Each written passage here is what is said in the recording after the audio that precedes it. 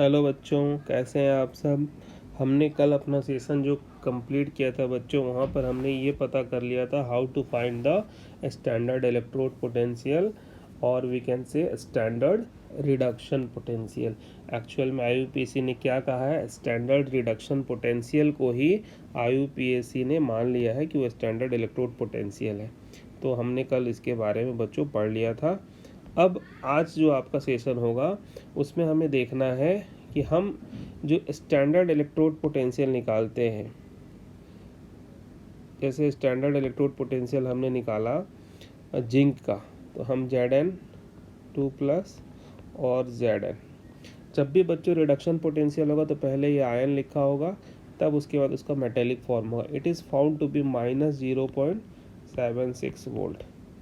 Standard reduction potential for copper Cu2+ Cu, it is +0.34 volt. Now the important is what? This sign is very important. बच्चों देखो यहाँ पर copper के case में positive sign है, इसका मतलब है ये रिड्यूस्ड होना चाहता है, और इसका नेगेटिव वैल्यू बताता है कि ये ऑक्सीडाइज्ड होने की टेंडेंसी रखता है।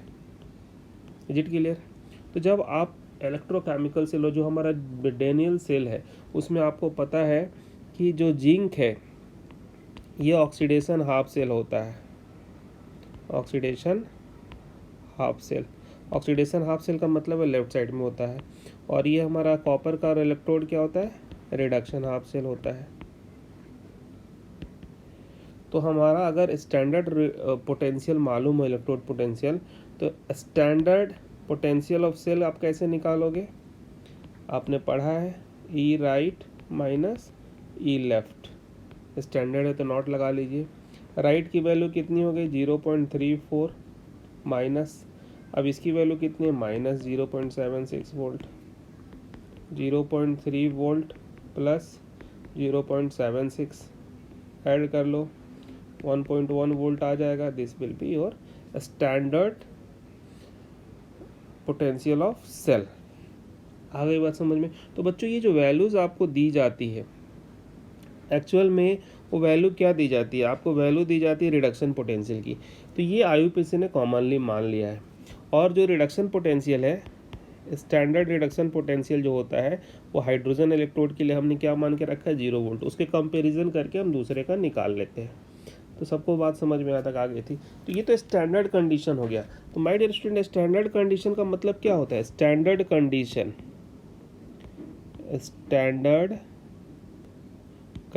what is a standard condition? A standard condition means temperature is equal to 298 Kelvin, pressure is equal to 1 atm, concentration is equal to 1 molarity। ये हमारा स्टैंडर्ड कंडीशन होता है। लेकिन अब हम बात करेंगे कि नॉन स्टैंडर्ड कंडीशन में क्या होगा। नॉन स्टैंडर्ड कंडीशन जब होगी, नॉन स्टैंडर्ड, तो नॉन स्टैंडर्ड का मतलब बच्चों क्या हो गया? Temperature is not equal to 298 kelvin, pressure is not equal to 1 atm, and concentration is not going to be equal to 1 molarity. ये आपको नॉन स्टैंडर्ड। अब इस कंडीशन में when you have to find out the electrode potential, तो आप कैसे find out करोगे? क्योंकि जो गैल्वेनिक सेल है वो आपका गैल्वेनिक सेल कैसा है? गैल्वेनिक सेल की अगर आप बात करते हो बच्चों, तो गैल्वेनिक सेल एक्चुअली उसमें क्या होता है? उसमें स्पॉन्टेनियस रेडॉक्स रिएक्शन होता है। और जब स्पॉन्टेनियस रेडॉक्स रिएक्शन है तो इसका मतलब क्या हो गया? Work done by the cell. यहाँ तक समझ में आ रहा है ना आपको? आज बच्चों बहुत ज़्यादा चीज़ें मैं आपको राइटिंग वे में बढ़ाऊँगा, क्योंकि ये बहुत ही न्यूमेरिकल पार्ट है हमारा। Up to now is it clear to all of you? सबको यहाँ तक समझ? ओके बच्चों, अब आगे बढ़ते हैं। यहाँ तक सबको समझ में आ गया? Now look eight, see here. Suppose करो बच्चों कि नॉन स्टैंडर्ड इलेक्ट्रोड पोटेंशियल हमें फाइंड आउट करना है। और अगर आप डेनियल सेल की बात करो, तो डेनियल सेल में क्या है? Zn से बनता है आपको Zn2+ और 2 मोल इलेक्ट्रॉन यहाँ पर रिलीज होता है। Number of mole of electrons कितने हो गए? 2 मोल। यहाँ पर जिंक कितना है? 1 मोल एटम है। अब आप ज़रा ध्यान से देखिएगा और समझने की कोशिश करिएगा। चार्ज जो होता है आपको, चार्ज 1 मोल इलेक्ट्रॉन पे कितना होता है? 1 mole electron charge is equal to 96500 coulomb. तो n mole charge on n mole electron, अगर इलेक्ट्रॉन की संख्या n मोल हो तो इसको हम किसके बराबर? It is equal to 1 Faraday. तो charge on n mole electron, तो चार्ज को हम q से डिनोट करें तो q is equal to 1 mole पर आपको 1 फैराडे है तो n मोल पर n फैराडे, यानी टोटल चार्ज n f हो जाएगा। Is it clear? समझ में आ रही बात? ओके, नाउ बच्चों गैल्वेनिक सेल क्या है? स्पॉन्टेनियस रिडॉक्स रिएक्शन हो रहा है, वर्क डन बाय सेल। तो वर्क डन बाय जब सेल की बात हम करते हैं तो वर्क डन बाय का मतलब क्या हो गया? W is equal to Q into V. जेट क्लियर? यहाँ तक समझ में आ रहा है? W is equal to Q into V. अब चार्ज कितना है हमारा? टोटल चार्ज हमारा फॉर n मोल ऑफ इलेक्ट्रॉन क्या होगा? It is equal to W is equal to NF into V. और V क्या है? V is equal to voltage, और इसको कह सकते हो सेल पोटेंशियल। क्लियर? तो आप यहाँ क्या लिख सकते हो? इसको अगर आप इक्वेशन 1 मान लो तो W इज इक्वल टू बच्चों क्या हो जाएगा? Q into F into E cell. इसको इक्वेशन 2 मान लो। तो यहाँ पर क्या है? इफ सिस्टम वर्क, अगर सिस्टम वर्क कर रहा है तो एनर्जी डिक्रीज करेगी। कंडीशन क्या है? If I am writing here, if system work energy decreases, energy decrease करेगी बच्चों। और एनर्जी डिक्रीज करने का मतलब क्या हो गया?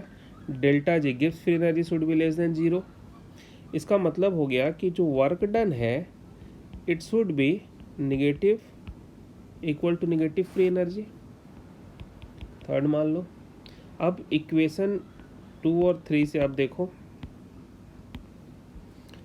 Minus delta G is equal to बच्चों क्या हो जाएगा? Minus delta G is equal to, आप यहाँ पर यहाँ पे Q नहीं, यहाँ पे NF लिखना। Q की वैल्यू हमने N कर दी थी, NF कर दी थी, NF E cell. Is it clear? तो delta G is equal to NF E cell और माइनस डेल्टा जी, और delta G equal to minus F E cell. ये फॉर्मूला बहुत इंपॉर्टेंट है। And this is calculated through Nernst equation. यहाँ पे delta G क्या है? Gibbs free energy. n क्या है? Number of moles of electron. f क्या है? Faraday's constant. Is it clear? सबको यहाँ तक समझ में आ गया? कोई दिक्कत नहीं? अगर इसी को स्टैंडर्ड कंडीशन में आप कहोगे तो क्या कहोगे बच्चों? In standard condition delta G naught is equal to minus F E not cell. Clear? अब हम देखिए धीरे धीरे आपको ई नॉट सेल की बात करेंगे, हम बढ़ेंगे उस तरफ जहाँ पर हमें नॉर्स्ट इक्वेशन फाइनली डिराइव होगा। यहाँ तक सबको समझ में आ गया? किसी को कोई problem? Is it clear to all of you? सबके लिए सबको समझ में आ रहा है ना? तो यहाँ तक आपको क्लियर है? तो बच्चों हम लोगों ने नॉर्स्ट स्पॉन्टेनियस रिएक्शन के लिए अब ये चीज़ देखा, delta is equal to minus NF E cell, जहाँ आपको डेल्टा जी की वैल्यू निगेटिव होनी चाहिए। स्टैंडर्ड के केस में देखेंगे तो हमारा delta G is equal to minus NF E not cell आएगा। यहाँ तक क्लियर है? अब जरा इस डेरिवेशन को, नॉर्स्ट इक्वेशन कैसे डिराइव होता है? Now look at here, delta G is equal to delta G naught plus RT ln Q। Actual में ये आपको फ्रॉम थर्मोडायनेमिक्स एंड इक्विलिब्रियम का कॉन्सेप्ट है, यानी कि जो फ्री एनर्जी चेंज है, स्टैंडर्ड फ्री एनर्जी चेंज है, these two are related to this formula. तो बच्चों अब जरा देखो, डेल्टा जी की वैल्यू हमने डेल्टा जी की जगह क्या रख दिया, minus N F E cell रख दिया। डेल्टा जी नॉट की जगह minus N F E not cell रख दिया, plus R T L N Q. Q क्या है, आपको पता है इक्विलिब्रियम का कॉन्सेप्ट, जरा सा आप याद करिए, रिएक्शन कोएफिशिएंट है, और जहाँ पर आप Q इज इक्वल टू क्या लिखते हो बच्चों, concentration of product by concentration of reactant. Is it clear, यही लिखते हैं ना। तो अब देखो, कुछ भी चेंज हमने नहीं किया। अब हम यहाँ क्या करने जा रहे हैं बच्चों, dividing N F in both side. अब इधर भी एन एफ से डिवाइड कर दो, यहाँ भी एन एफ से डिवाइड कर दो, यहाँ भी आप एन एफ से डिवाइड कर दो, हर जगह दोनों तरफ डिवाइड कर दो।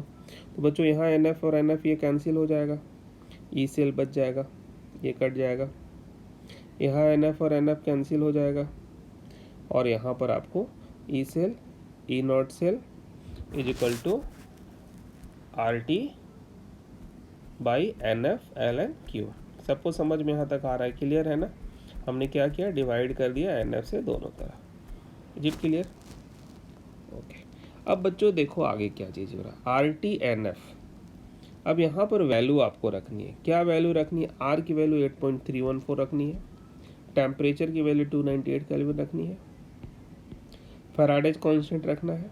ये वैल्यू जब आप रखोगे तो finally you will get into, और एक चीज़ यहाँ पे देखिए, आपको मैं बता दे रहा हूँ कि एल एन क्या है, L N is natural log, clear, ये नेचुरल लॉग है। और इसको जब आप कन्वर्ट करते हो लॉग में, यानी कि जब लॉग बेस ई के थ्रू कन्वर्ट करेंगे तो आपको 2.303 से मल्टीप्लाई करना होगा, यानी कि ये तीन वैल्यू तो आप रख ही रहे हो, प्लस यहाँ पर आपको 2.303 से मल्टीप्लाई करना है। तो फाइनली यू विल गेट, ये लॉग में कन्वर्ट हो जाएगा L N, E cell is equal to E not cell minus 0.0592 by N V log Q. Clear, तो ये आपको बच्चों नर्स्ड इक्वेशन है। इस कंडीशन में हमें नर्स्ड इक्वेशन मिल गया। आप सबको बात समझ में आ गई। यहाँ लॉग, हम नेचुरल लॉग को हमने बेस में कन्वर्ट किया, बेस यहाँ पे लॉग 10 होगा, जब आप 2.303 से मल्टीप्लाई कर देते हो तो लॉग का यहाँ पर बेस क्या हो जाता है, 10 आ जाता है। आगे बात समझ में। नेचुरल लॉग का मतलब क्या होता है, एल एन को जब नेचुरल मतलब कि बेस में ई होता है, और जब लॉग ई को हम कन्वर्ट करते हैं बेस में 10 में, तो 2.303 लॉग बेस 10 करेंगे, तो इसके लिए हमें 2.303 से मल्टीप्लाई करना होता है। तो बच्चों यहाँ तक आपको समझ में आया कि E cell is equal to E not cell minus R T by N F L N Q. This is your Nernst equation. Is it clear, सबको यहाँ तक समझ में आ गया। और वास्तव में नर्स्ड इक्वेशन किसने दिया था, it was given by Walther Hermann Nernst, इन्होंने दिया था नर्स्ट इक्वेशन इन ईयर 1887 में। आगे बात समझ में सबको, जिट क्लियर, यहाँ तक सबको समझ में आ गया ना, ओके। अब बच्चों नर्स्ट इक्वेशन जब आपको यहाँ तक मिल गया, तो हम Nernst equation for half cell हम फाइंड आउट करेंगे कि हाफ सेल, तो नर्स्ट इक्वेशन, तो बच्चों अब हम बात करते हैं नर्स्ट इक्वेशन हाफ सेल के लिए कैसे लिखते हैं। हाफ सेल के लिए मान लो आपका रिडक्शन पोटेंशियल है Mn प्लस n इलेक्ट्रॉन, ये m मेटेलिक सॉलिड के रूप में कन्वर्ट होगा। तो my dear student see here, आपको Nernst equation for half cell लिखना है। तो हाफ सेल के लिए जब आप नर्स्ट इक्वेशन लिखने जाते हैं तो वहाँ सबसे इम्पॉर्टेंट क्या है, it is for half cell, तो आपका क्या होगा, ई सेल की, चूँकि हम किसी भी कंसंट्रेशन की बात कर रहे हैं, हम स्टैंडर्ड रिडक्शन पोटेंशियल की बात नहीं कर रहे हैं। Nernst equation is important in that case that for any other concentration, in non standard conditions के लिए हम बात कर रहे हैं। तो यहाँ पर Mn प्लस कंसंट्रेशन जो भी उसका अपना होगा एक्वस, और Mn M solid is equal to इसका स्टैंडर्ड रिडक्शन पोटेंशियल जो होगा minus 0.059, number of electron n है, फिर यहाँ पर हम लिखते हैं क्या, log q। जब आप 0.059 लिख दोगे बच्चों तो यहाँ पर ऑब्वियसली log q आ जाएगा। ओके, अब देखो यहाँ पर क्या है, प्रोडक्ट बाई ई नॉट, ये रिडक्शन पोटेंशियल तो आपको टेबल से मिल जाएगा 0.059 by n log concentration of metal जो सॉलिड फॉर्म में प्रोडक्ट डिवाइडेड बाय आयन। सबसे इम्पॉर्टेंट पॉइंट जो बच्चों की सॉलिड फॉर्म में जो कंसंट्रेशन होता है मेटल का कंसंट्रेशन हम मान के चलते हैं, इट इज़ कंसीडर्ड एज 1। उसको हम लोग क्या मान लेते हैं, 1 मान लेते हैं। जब 1 मान लेंगे तो हमारा जो इसका कंसंट्रेशन है, suppose its concentration of Mn plus ion is C1, solution में C1 है, is equal to E naught Mn plus by M minus 0.059 by n log 1 by concentration क्या है C1। ये आपको निकल गया, किसका निकल गया, it is cell potential, it is half cell potential at concentration C1। तो एक्चुअल में हाफ सेल के लिए हमने नॉर्स्ट इक्वेशन देख लिया। जब हाफ सेल के लिए आपने नॉर्स्ट इक्वेशन बच्चों देख लिया तो इसी को फुल सेल के लिए हम चेंज कर सकते हैं। आई बात समझ में? यहाँ पर क्या है, देखो उसी चीज़ को मैं बता रहा था, ये रिएक्शन हमारा हुआ तो electrode potential at any concentration, ये क्या है, electrode potential at any concentration है, और ये क्या है, electrode potential at in a standard condition measured with respect to hydrogen electrode. तो ये चीज़ आएगा, concentration of solid is unity, तो फाइनली आपको ये रिएक्शन मिल गया। This is Nernst equation for half cell. समझ में सबको आ रहा है ना? ओके, नाउ एक कोई जनरल रिएक्शन लेते हैं जहाँ ए प्लस बी ऐसा आपको बैलेंस करने के बाद रिएक्शन मिलेगा। ओके, इस रिएक्शन के लिए नॉर्स्ट इक्वेशन कैसे हम डिराइव कर सकते हैं, बता सकते हैं। तो नॉर्स्ट इक्वेशन में सबसे पहले क्या लिखना है, E cell is equal to E not cell. E not cell हम कैसे निकालेंगे, ई नॉट सेल को हम निकालने के लिए reduction potential, standard reduction potential of right minus standard reduction potential of left, और फाइनली हमको क्या मिलेगा, क्यू की जगह एल एन यहाँ पे लिखा हुआ है बच्चों, लॉग में भी नहीं कन्वर्ट किया है, आर टी एन एफ की वैल्यू ली गई है, बाद में लास्ट में आप देख रहे हो यहाँ लिखा हुआ है। प्रोडक्ट को ऊपर रखा, आपको मालूम है जो क्यू होता है, Q is equal to concentration of products by concentration of reactants, ये सब पता है आपको। तो अब आगे क्या हो जाएगा, E is equal to E not cell by, अब एल एन को हटा के हमने लॉक कर दिया, बेस 10 के साथ 2.303 आ गया यहाँ पर। फिर फाइनली आर एफ की वैल्यू रख लो, टी की वैल्यू 298 केल्विन रख लो, you will get 0.059 at 298 kelvin. ये कंप्लीट आपको रिएक्शन मिल गया। यहाँ पर इम्पॉर्टेंट क्या है, जो प्रोडक्ट साइड में जो भी आयन हो या सॉलिड फॉर्म में मेटल हो उसको हमें न्यूमरेटर में रखना है और बाकी चीज़ों को डिनोमिनेटर में रखना है। Is it clear? सबको समझ में आ गया ना? तो अब आप एक रिएक्शन ले लो, सपोज करो for a Daniell cell, equilibrium में क्या होता है उस चीज़ को हम यहाँ पर समझने की कोशिश करते हैं। देखो अब डेनियल सेल की जरा सी बात कर लेते हैं। डेनियल सेल में बच्चों रिएक्शन कैसे होता है, Zn solid copper 2 plus ion aqueous form में, Zn2 प्लस एक्वस फॉर्म में, कॉपर मेटेलिक फॉर्म में। अब यहाँ इससे कंसंट्रेशन मान लो 1 हम मान के चलेंगे, मेटेलिक फॉर्म में concentration is taken to be 1, इसका कंसंट्रेशन मान लो C1, इसका कंसंट्रेशन मान लो बच्चों C2। अब cell potential E cell for the concentration C1 and C2 is equal to E not cell minus, direct मैं लिख रहा हूँ 0.059 बाई n लॉग। अब कंसंट्रेशन ऑफ प्रोडक्ट, तो यहाँ पे क्या लिखोगे, Zn2 प्लस का कंसंट्रेशन, कॉपर का concentration divided by copper 2 ion का concentration divided by Z N का कंसंट्रेशन। इन दोनों को आप यूनिट मान लोगे, 1 मान लोगे, तो ई सेल आपको फाइनली कितना मिला, E not cell minus 0.059 by N log concentration of Zn2 plus by concentration of copper 2 plus. क्या मतलब आपको यहाँ से निकल के आता है कि जो लेफ्ट साइड में आयन होगा उसका कंसंट्रेशन, यहाँ पर आप क्या लिखोगे, E cell is equal to E not cell minus 0.059 by N log Zn का कंसंट्रेशन C2, इसका कंसंट्रेशन C1। अब मान लो C2 आपको वैल्यू दी गई है 0.001 m, C1 की वैल्यू दी गई 0.01 m, तो ये वैल्यू यहाँ रख के हम कैलकुलेट कर सकते हैं। ये दिस इज द नॉस्ट इक्वेशन, ये क्या है हमारा नॉस्ट इक्वेशन आ गया। फॉर डिफरेंट कंसंट्रेशन पे हम सेल पोटेंशियल ऑब्टेन कर सकते हैं। तो यहाँ तक आपको बच्चों समझ में आ गया, वही चीज़ यहाँ पे लिखा गया था।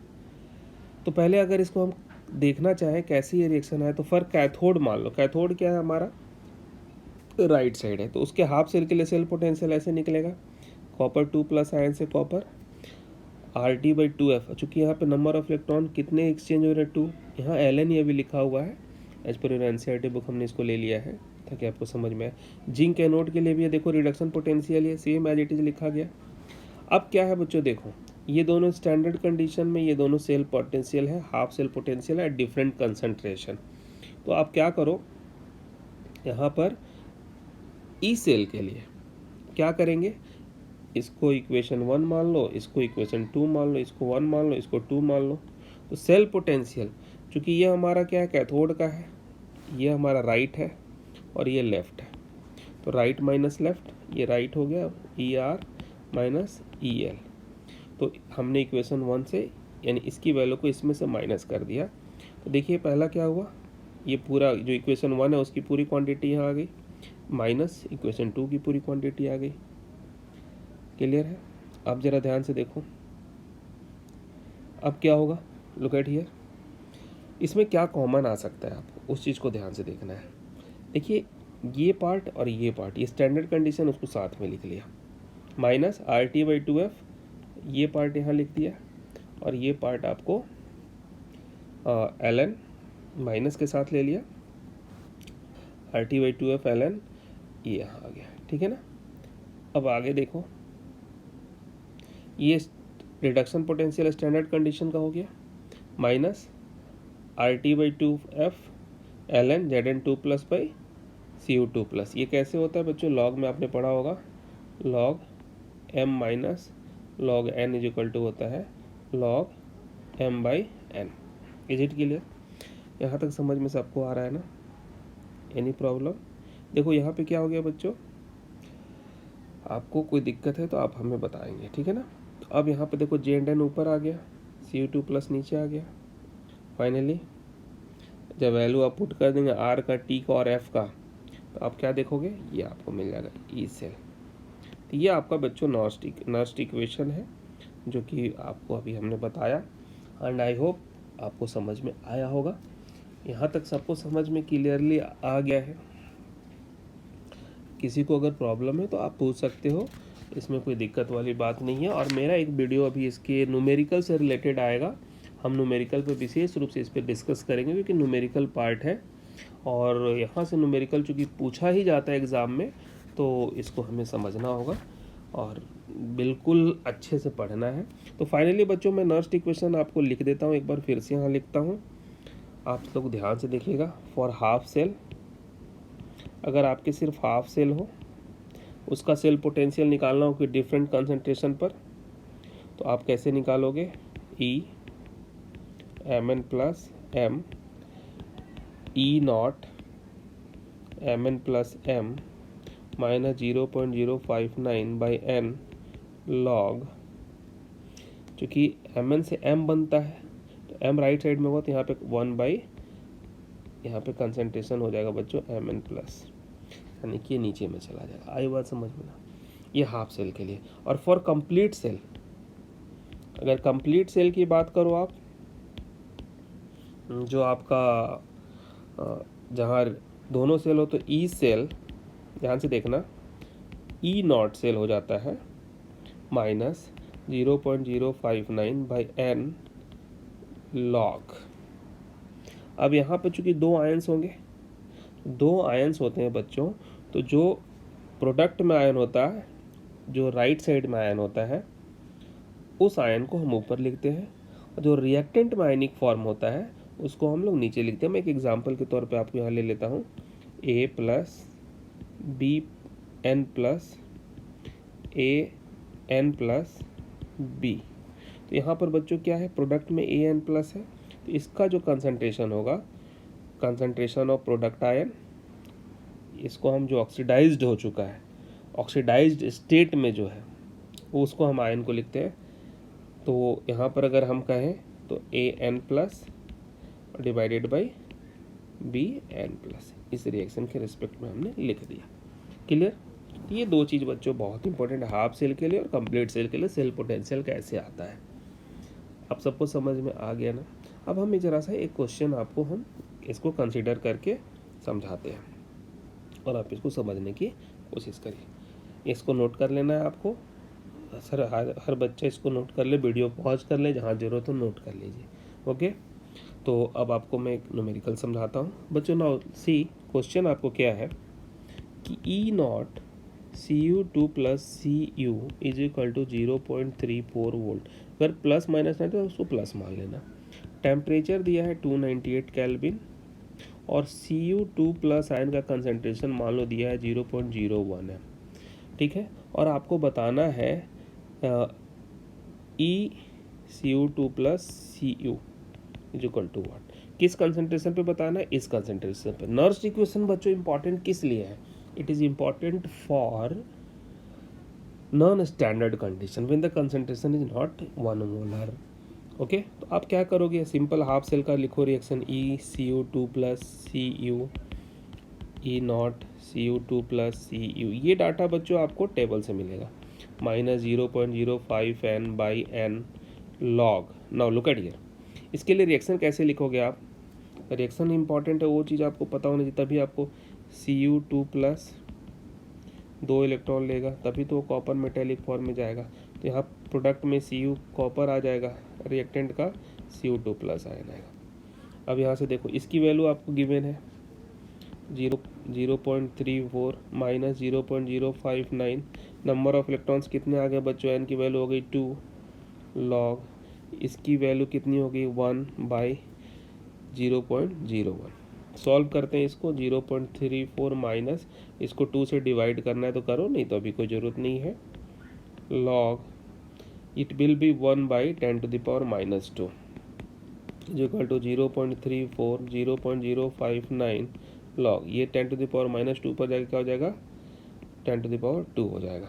एंड 0.34 माइनस, यहाँ पे देखो डिवाइड करके बच्चों 2 लिखना है, मैं छोड़ दिया, 0.059 बाई 2, 10 टू द पावर 2 है तो ये 2 लॉग 10 हो जाएगा। लॉग 10 की वैल्यू क्या होती है 1, 2 से 2 कट गया, तो फाइनली आपको क्या मिलेगा 0.34 माइनस 0.059, इसको माइनस कर लीजिए, रिजल्ट आपको मिल जाएगा।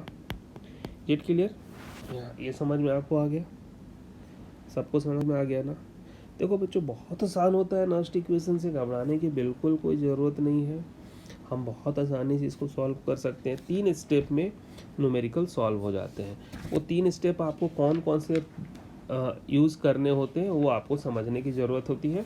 अदरवाइज नर्स्ट इक्वेशन के लिए जो न्यूमेरिकल्स होते हैं वो बहुत आसान है, वो आपको 3 स्टेप। और एक चीज़ सबसे इम्पॉर्टेंट क्या है, वो आपको लॉग वैल्यू निकालने आने चाहिए। आई होप कि आप सबको लॉग वैल्यू निकालने आता है। अगर लॉग वैल्यू आपको निकालने नहीं आता है, आप हमें गूगल क्लासरूम में कमेंट करें, मैं वहाँ पे आपको लॉग वैल्यू समझा दूँगा। तो आप इसको नोट कर लें। मैं एक आपको 3 स्टेप समझा देता हूँ, 3 स्टेप कौन कौन से हैं सॉल्व करने के। पहला है बच्चों फाइंड ई नॉट सेल, ये कैसे निकालोगे, E not R minus E not L से। दूसरा क्या है, राइट सेल रिएक्शन, इसे क्या आपको एन की वैल्यू क्या है वो पता लग जाएगी। तीसरा क्या है, लॉग क्यू। लॉग क्यू क्या होता है, product of anode ion by product of cathode ion. Cathode का जो आयन यानी जो राइट साइड का आयन है वो नीचे होता है। आगे बात समझ में ना आप सबको? Is it clear? यहाँ तक सबको समझ में आ गया? किसी को कोई प्रॉब्लम है तो मैं सोचता हूँ बच्चों की ये वीडियो बहुत ज़्यादा लेंदी ना हो, इसलिए I will take another session for a numerical part. Specially मैं न्यूमेरिकल वहाँ सॉल्व करूँगा, कुछ न्यूमेरिकल के साथ आपके पास आऊँगा और हम उस न्यूमेरिकल को सॉल्व करेंगे। और तब तक आप लोग ज़रूर लॉगरिथम टेबल को पढ़ें और लॉगरिथम टेबल से समझने की कोशिश करें। फिर भी मैं एक न्यूमेरिकल और ले लेता हूँ, आपके कॉन्सेप्ट को और ज़्यादा क्लियर कर दूँ थोड़ा सा। आप एक क्वेश्चन में लेता हूँ, डायरेक्ट मैं क्वेश्चन नहीं लिख रहा, मैं शॉर्ट फॉर्म में लिख रहा हूँ। मान लो मैग्नीशियम सॉलिड, इस तरीके से आपको सेल रिप्रेजेंटेशन दिया है, M2+ एक्वस, कंसनट्रेशन यहाँ पे 0.01 m दिया है, सॉल्ट ब्रिज Ag+, ये थोड़ा सा इंपॉर्टेंट भी है, aqueous 0.1 m Ag solid at temperature 298 kelvin. और गिवन होता है, क्वेश्चन में दिया रहता है E0 Mg2+ Mg = -2.36 वोल्ट, और सिल्वर का दिया है E0 Ag + Ag = 0.8 वोल्ट। अब कैसे इसको सॉल्व करेंगे आप, उसको ज़रा देखिए। बहुत आसान है, आपके पास जो फार्मूला है ई सेल, स्टेप वाइज करो, E0 cell -0.059/n log 10 base Q. Cell reaction अगर आप इसका लिखोगे बच्चों तो कैसे लिखोगे? सेल रिएक्शन ऐसे लिखेंगे आप, Mg Ag+ सिल्वर के ऊपर एक ही चार्ज है Mg2+ Ag, तो यहाँ 2 है, यहाँ पर 1 है, इसका मतलब यहाँ 2 से मल्टीप्लाई करना होगा, यहाँ 2 से मल्टीप्लाई करना होगा। जेट के लिए चार्ज को बैलेंस करना पड़ेगा। अब बच्चों देखो, हमें इससे पता चल रहा है कि number of electron should be 2 electron हमारे यहाँ पर ऑलरेडी होंगे। हाँ, तो अब E0 सेल कैसे निकालोगे? राइट माइनस लेफ्ट, तो राइट में कितना है 0.8 वोल्ट, यानी E0 Ag+, ये राइट साइड में है ना, Ag minus E0 Mg2+ Mg minus 0.059/n की वैल्यू आप 2 लिख सकते हो। और यहाँ पर आप बच्चों लॉग प्रोडक्ट में क्या आयन है, Mg2+ कंसनट्रेशन है, और रिएक्टेंट में क्या है Ag+ है, लेकिन यहाँ पे देखो 2 से बैलेंस है, पावर 2 लगाना है। बहुत सारे बच्चे गलत करते हैं, जो बैलेंस इक्वेशन होता है, इसीलिए हमने ये भी करके समझाया था। अब यहाँ पे देखो क्या हो जाएगा, 0.8 माइनस 2.36 माइनस 0.059/2। Mg का कंसनट्रेशन कितना है बच्चों, 0.01, यानी कि 10⁻⁻²। सिल्वर की कितनी है 0.1 है, तो ये क्या होगा 10⁻⁻1। इसको करोगे माइनस माइनस प्लस हो जाएगा, 2.36 और 8 हो जाएगा, तो ये कितना हो जाएगा बच्चों देख लो, 3.16 माइनस 0.059/2। यहाँ पर क्या हो जाएगा 10⁻⁻2 10⁻⁻1, तो दिस यहाँ पे बच्चों लॉग छूट गया है, तो लॉग अब ऑब्वियसली 10⁻²/10⁻1 इट विल बी, यहाँ पे चूँकि 10⁻1 है और ऑलरेडी आपने स्क्वायर लिखा तो आपको स्क्वायर करना पड़ेगा, जो मेरे से भी छूट गया था। देखिए ये चीज़ छूट जाती है, 10⁻2 10⁻1 रेट, यानी कि ये तो कैंसिल होकर 1 हो गया, यानी ऑलरेडी log 10 आ गया हमारा, log 10 की वैल्यू 1 हो गई, log 10। यानी कि अब आपको यहाँ पर क्या करना है, सिर्फ इससे डिवाइड कर दीजिए 3.16, ठीक है ना, और इसको डिवाइड करके जो वैल्यू है माइनस कर दीजिए। आगे बात समझ में? और इज इट क्लियर? यहाँ तक सबको समझ में आ रहा है? किसी को कोई दिक्कत, कोई प्रॉब्लम नहीं? तो आप बच्चों इसको अब सॉल्व करेंगे, बहुत आसान है, और हम समझते हैं कि आप सबको ये नॉस्ट इक्वेशन का पार्ट हमारा समझ में आ गया होगा। और हम फिर से एक बार न्यूमेरिकल के साथ आपके सामने आएंगे और आप सब न्यूमेरिकल सॉल्व करेंगे, I hope so. Thanks for watching my channel, and आप सब सेफ रहिए और रेगुलर